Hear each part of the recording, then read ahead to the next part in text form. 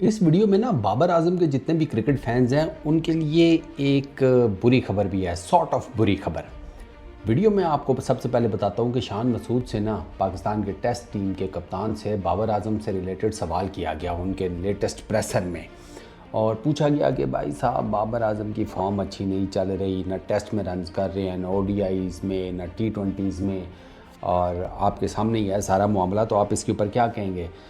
अब शान मसूद पढ़ा लिखा आदमी है, उसने ऑब्वियसली डिफेंड किया। उसने कहा भाईजान आपका सबसे बेस्ट बैट्समैन है वो, आपका इस पर्टिकुलर टाइम में सबसे बेस्ट बैट्समैन तीनों फॉर्मेट्स में बाबर आजम है। रन्स के अंबार लगे पड़े हुए हैं 50 से ऊपर की जनाब।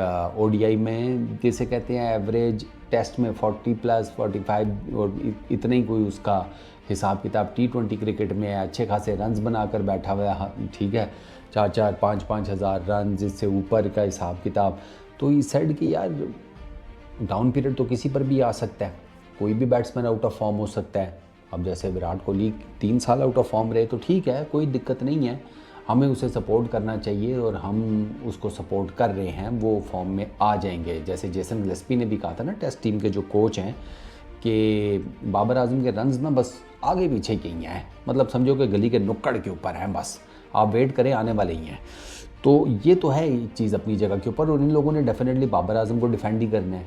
मतलब बाबर आजम को डिफेंड करना समझ भी आता है। दिक्कत पता है क्या है? दिक्कत ये है कि देखो, ये तो तुम लोगों को पता चल गया कि बाबर आजम कप्तान नहीं रहे, अब उन्होंने वाइट बॉल की कप्तानी से इस्तीफ़ा दे दिया है। और रात के आखिरी पहर उन्होंने, मतलब आखिरी पहर तो नहीं, आप कह लो मिड नाइट उन्होंने चुनी इस फैसले को कौम को सुनाने के लिए। टाइमिंग बड़ी अजीब सी वैसे बाबर आजम के ट्वीट की, बट चलो फिर भी बाबर आजम ने जब ये फ़ैसला किया और अब वो साइड के ऊपर हो गया, तो ये बात याद रखना कि बाबर आजम को कप्तानी से हटाने से रिलेटेड बहुत बात हो रही थी, बहुत ज़्यादा बात।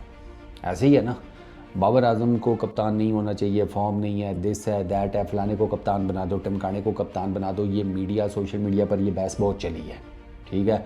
मेरे अपने ही कई जानने वाले हैं कि जो कह रहे हैं कि चलो अच्छा हुआ बाबर आजम गया। उनको ये लगता है कि बाबर आजम जो है उसकी वजह से टीम परफॉर्म नहीं कर रही, और अभी ना इन सब का निकलेगा हासा।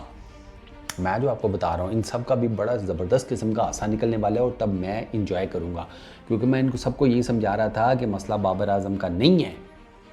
मसला ये है कि आपकी टीम जो है वो ग्रुप्स में डिवाइड हो गई है, आपकी टीम एक यूनिट बनकर नहीं खेल रही।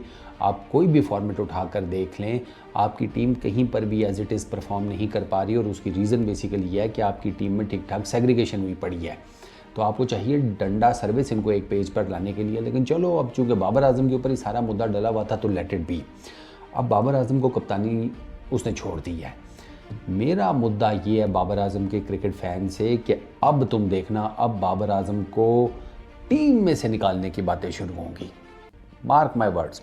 और अभी ये बयान आने शुरू हो गया ना, नोटिस किया आप लोगों ने? ज़हीर अब्बास की स्टेटमेंट आई है, पाकिस्तान के क्रिकेट लेजेंड्स में से एक है, उन्होंने कहा कि बाबर आजम की टीम में जगह नहीं बनती, साइड कराएं उसको। स्ट्रेट फॉरवर्डली उन्होंने बात की है। देखो, दो चीज़ें हैं, बाबर आजम का खुद से फ़िलहाल साइड पर हो जाना समटाइम्स, मतलब होता है ना टेकिंग टाइम ऑफ, वो वाला काम करना, वो एक अलग चीज़ है। बाबर आजम को टीम से निकालना ये एक इंटायरली डिफरेंट किस्म की चीज़ है, और तुम लोगों को इन दोनों के बीच में डिफरेंस समझना पड़ेगा। एक में ना वो खुद साइड पर हो रहा है, अपना लेजर टाइम लेना चाहता है, ज़रा दिमाग को फ्रेश करना चाहता है, कहीं जाना चाहता है, घूमने फिरने, कुछ और करने, इवन अपनी बैटिंग को ही सुधारने, किसी और जगह, किसी और मुल्क, किसी और कोच के पास, वो एक इंटायरली डिफरेंट चीज़ है। लेकिन जब आप बाबर आजम को टीम से निकालने की बात करते हो ना, बाबर आजम को अगर टीम से निकाला जाता है तो उसका इम्पैक्ट बाबर आजम के ऊपर बहुत नेगेटिव पड़ेगा, ठीक है। खुद से छुट्टी लेकर जाना, या खुद से छुट्टी लेकर जाना एक और चीज़ है, और आपको नौकरी से निकाल दिया जाना एक और चीज़ है। बेसिकली दोनों में ही आप काम छोड़ते हैं, ऐसे ही है ना, काम आप करना दोनों ही सूरतों में छोड़ते हैं, लेकिन एक में वापसी का चांस होता है, दूसरे में ना गड़बड़ हो जाती है। नौकरी तो चलो नहीं मिलती दोबारा। बाबर आजम, जारी बात है, अगर आप उनको टीम से निकालते भी हैं तो जब उनका बल्ला चलना शुरू हो जाएगा और डोमेस्टिक क्रिकेट में रन्स करेंगे तो आपको दोबारा टीम में लाना पड़ेगा। लेकिन वो वक्त ही क्यों आए, मेरा तो नज़रिया ये है कि वो वक्त ही क्यों आए कि आपको बाबर आजम को टीम से निकालना पड़े। तो मेरे ख्याल में तो बाबर, मतलब विराट कोहली के 3 साल लगे हैं सर वो, लेकिन वो खेलते रहे हैं रेगुलर। उनके फैंस का भी बनवास 3 साल चला है, 3 साल, और उसके बाद देख लें इवन विराट कोहली आप 2019 से ऑनवर्ड्स, तो नवंबर 2019 से ऑनवर्ड्स उनकी टेस्ट क्रिकेट में सिर्फ 2 सेंचुरीज़ हैं, सिर्फ 2 सेंचुरीज़। ऐसे ही है ना। लेकिन विराट कोहली को टेस्ट टीम से आप निकाल तो नहीं रहे, वो टेस्ट क्रिकेट खेल रहे हैं। तो बाबर आजम, मैं ये नहीं कहता कि बाबर आजम का लेवल विराट कोहली वाला है, मैं तो इस कंपैरिजन के कभी ना फेवर में था, ना हूँ, ना रहूँगा। लेकिन विराट कोहली की इंडियन टीम में इंपॉर्टेंस है तो बाबर आजम की पाकिस्तान टीम में इंपॉर्टेंस है। तो बाबर आजम को डिस्पाइट द फैक्ट कि अब उनकी फॉर्म नहीं चल रही तो उनको खेलना चाहिए। पहले मैं इस फेवर में था कि बाबर आजम खुद ज़रा थोड़ा टाइम ले लें, कुछ जाकर चीज़ें बेहतर करें। लेकिन अब जो बाबर आजम के अगेंस्ट मुझे कैंपेन नज़र आ रही है ना, होती हुई या बनती हुई, तो उसमें तो फिर यार बाबर आजम अगर गया ना तो ये भाई कोई अच्छे साइंस नहीं होंगे, मुझे ऐसी वाइब आ रही है। तो इसलिए भाई साहब आप लोग भी ज़हनी तौर पर तैयार रहें, यहाँ पर कुछ भी हो सकता है। हाँ, बाबर आजम को अनाउंस तो चैम्पियंस ट्रॉफी तक के लिए कप्तान किया गया था, आ गया ना उसका no out of nowhere resignation. तो यू नेवर नो कि ये बाबर आजम को जिसे कहते हैं कि टीम से भी साइडलाइन कर दें और तीनों फॉर्मेट्स में कर दें। अगला कप्तान कौन होगा वो बहुत ज़्यादा मैटर करता है। रिजवान का नाम लिया जा रहा है और ज़्यादा चांसेस हैं रिजवान के ही, लेकिन रिजवान के 2 मसले हैं। एक मसला तो यह है रिजवान का कि रिजवान के बारे में बताया ये जाता है कि पीसीबी के अंदर ये पाई जाती है राय पीसीबी के ऑफिशियल्स में कि यार ये यस सर बंदा नहीं है, ये ज़रूरी नहीं है कि हमारी हर बात मानेगा, ये आगे से इनकार भी कर सकता है।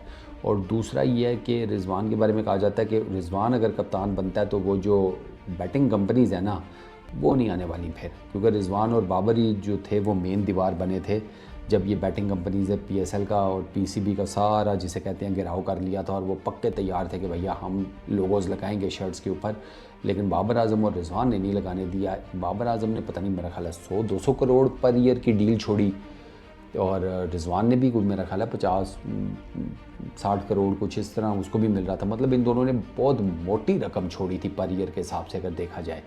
बैटिंग कंपनीज़ का लोगो इन्होंने अपनी शर्ट्स पर नहीं लगाने दिया था, पेशावर ज़ल्मी और मुल्तान सुल्तान्स का। तो अब चूँकि ये 2 इनके अगेंस्ट थे तो इस वजह से बैटिंग कंपनीज़ की गेम नहीं बनी। तो अभी अगर रिजवान कप्तान बन जाते हैं तो बैटिंग कंपनीज़ की फिर भी गेम नहीं बनने वाली, क्योंकि अब तो वो पाकिस्तान क्रिकेट टीम का कप्तान है तो सवाल ही पैदा नहीं होता वो बैटिंग लोगोज़ लगाने दे। लेकिन यू नेवर नो पाकिस्तान की क्रिकेट टीम में क्या चलता है, हो सकता है कि अंदर खाते सारे मामला तय हो गए हों रिजवान से और फिर उनको कप्तान बनाया जाए, उनसे ये सारी बातें कर ली गई हों। तो there are so many things going on at the moment. और बाबर आजम के रिज़ाइन ने ना जितनी भी चीज़ें चल रही हैं ना पाकिस्तान की क्रिकेट में उनको ना एक उबाला दे दिया, क्योंकि 7 अक्टूबर से आपका टेस्ट मैच शुरू हो रहा है इंग्लैंड के अगेंस्ट। इंग्लैंड की सीरीज़ ये सर पे खड़ी है और 2 तो हो गई है, 2, 3, 4, 5, 6, 5 दिन पहले बाबर आजम ने रिज़ाइन कर दिया। 6 दिन कर लो चलो, अगर 1 तारीख को काउंट करते हैं तो 6 दिन पहले बाबर आजम ने वाइट बॉल की कप्तानी से रिज़ाइन कर दिया है। तो भैया हांडी जो है ना वो फुल टाइम जिसे कहते हैं ना उबल रही है। अब लेट्स सी कि देखो कि आने वाले दिनों में इस हांडी में से क्या क्या बाहर निकल कर गिरता है।